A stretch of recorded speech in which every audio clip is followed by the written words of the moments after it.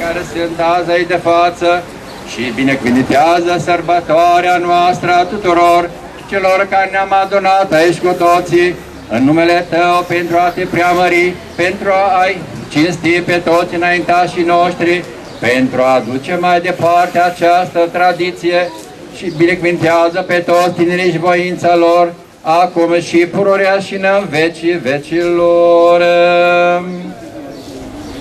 Binecredincioșilor creștini care sunt de față la această sfântă slujbă, dă-le, Doamne, zile îndelungate, cu pace, cu sănătate, întru toate bunăsporire și păzește pe ei într-un mult și fericiți ani.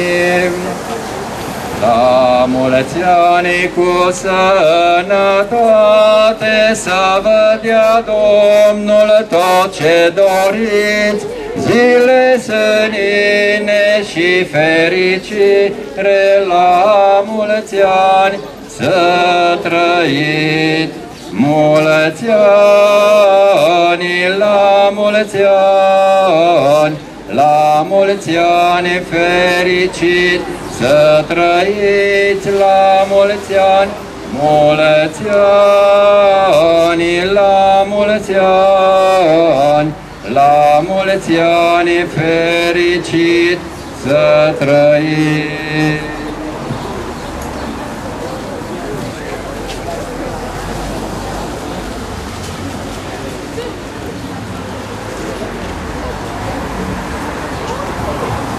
În numele Tatălui și al Fiului și al Sfântului Spirit.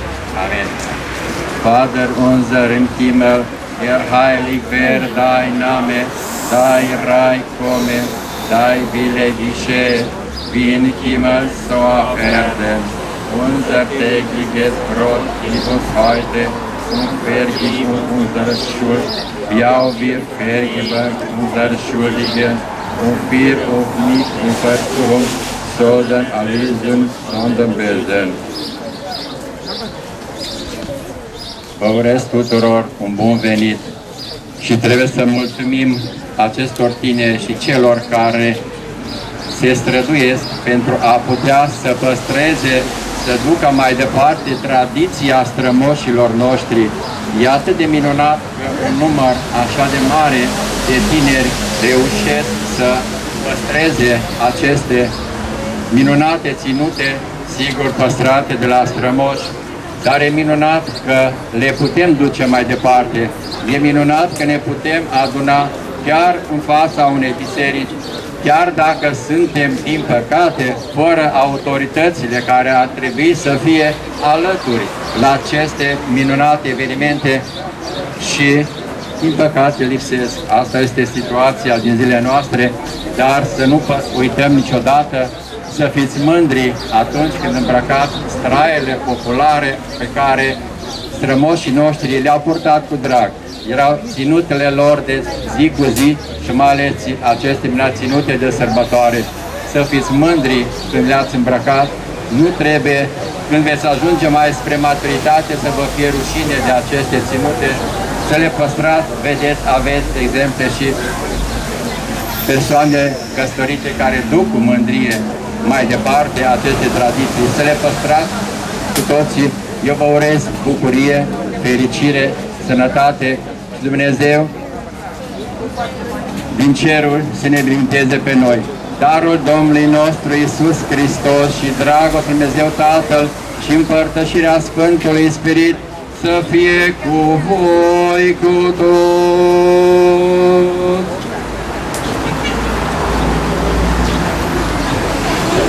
Mânătuiește, Doamne, poporul Tău și binecuvintează moștenirea Ta.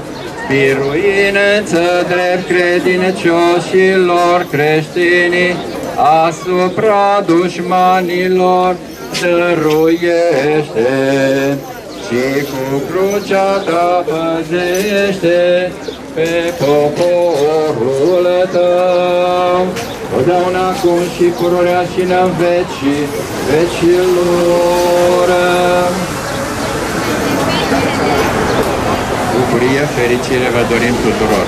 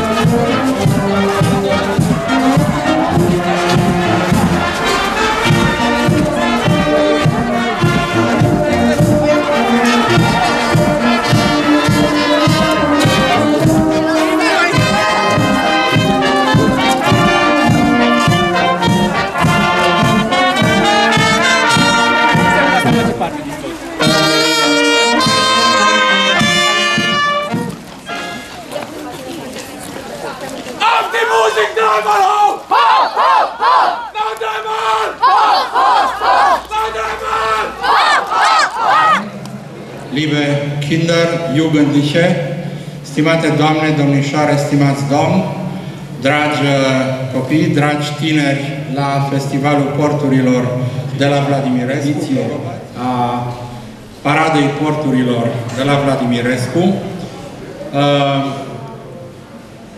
Puțin, cu 20, 25, 30 de minute s-a amânat puțin programul datorită condițiilor meteorologice la începutul sărbătorii și acea jumătate de oră se resimte și acum, ceea ce nu ar trebui să ne deranjeze foarte tare, pentru că participanții la acest festival, la această paradă a porturilor, sunt ansamblurile de dansuri folclorice din județul Timiș, Banatul de Câmpie, Banatul de Deal, din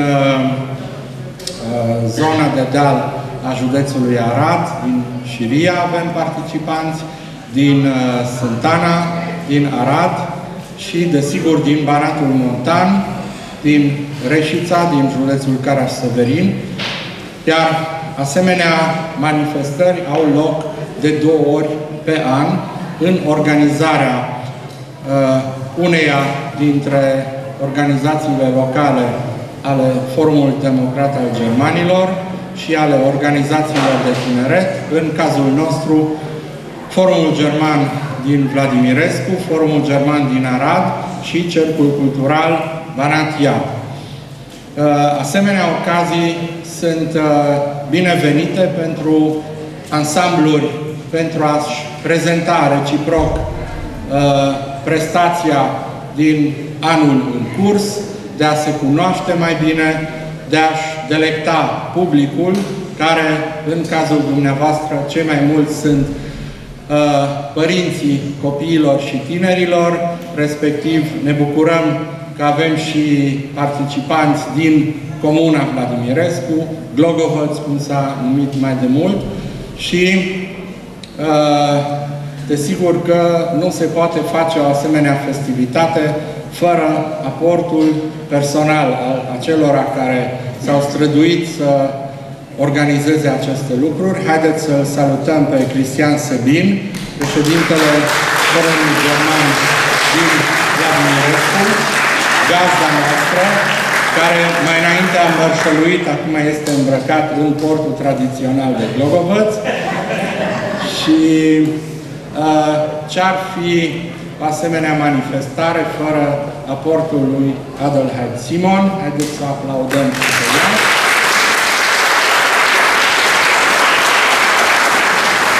Mulțumim lui Valentin Bușet, localnic de aici din Glogovăț, care în ultimii ani a sprijinit logistic, masiv această manifestare. Îi mulțumim, la fel cum și merită aplauzele dumneavoastră.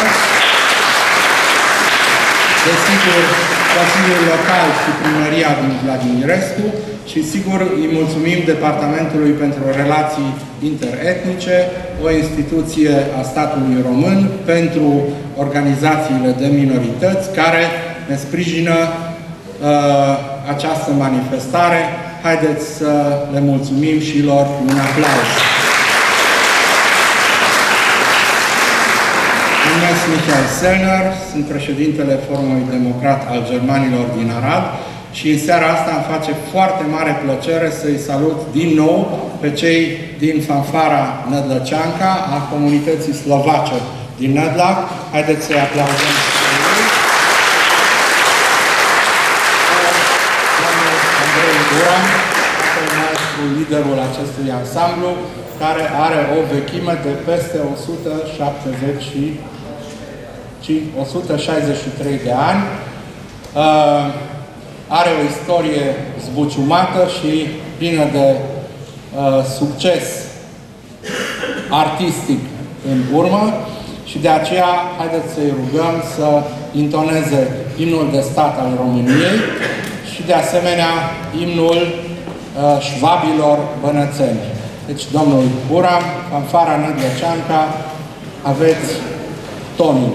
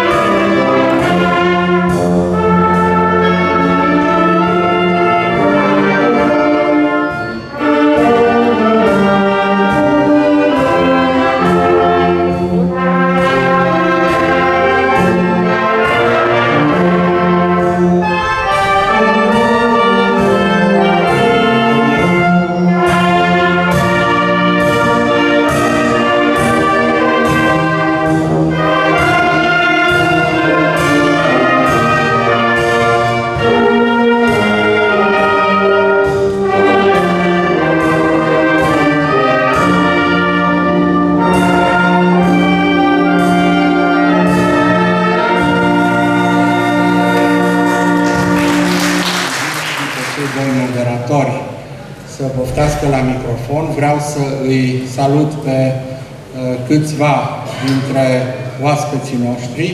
În primul rând, vreau să îi salut și pe Herr Franz Kempf, consilier local la Vladimirescu. Franții, este oare în sală? Nu? Pe doamna Lolita Malinger, trezorier și membru în Consiliul de Conducere la Asociația Economică Româno-Germană din Arad, Deutsch-Rumänische Wirtschaftsclub. Frau Malinger, willkommen bei uns. Și haideți să îi întâmpinăm cu aplauzele dumneavoastră. De asemenea, dorim să îi salutăm pe Herr Franz Schmidt, profesor la Arad, la Universitatea Vasile Goldiș și la Colegiul Național Moise Nicoară. Bine ați venit! Willkommen bei uns, Herr Schmidt! Vreau să îi salut în calitate de părinți, de data asta, pe colegii mei dascăli la Liceul Teoretic Adam Müller-Gutenbrunn din Arad, mai mulți la număr, de aceea îmi permit să nu îi nominalizez. Willkommen, wir freuen uns, dass Sie dabei sind. Im Applaus der Zuschauer. Dankeschön. Dacă am uitat pe cineva, îi rugăm să ne ierte, poate îi salutăm pe parcurs. Și acum îi rog pe cei doi moderatori, Alexandra Kaiser și Christian Faur, să poftească la microfon și să își preia atribuțiile, misiunea pe care și-a asumat-o. Christian, Alexandra, bitte schön.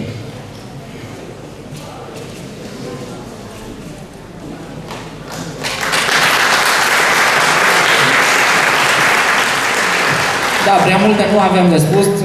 Cred că domnul Mihai Zeller deja v-a prezentat formația de pe scenă, Nădlăceanca, fanfara Nădlăceanca, care este alături de noi de foarte multă vreme și presupun că îi cunoașteți, așa că fără absolut nicio prezentare, dar Nădlăceanca. Aplauze!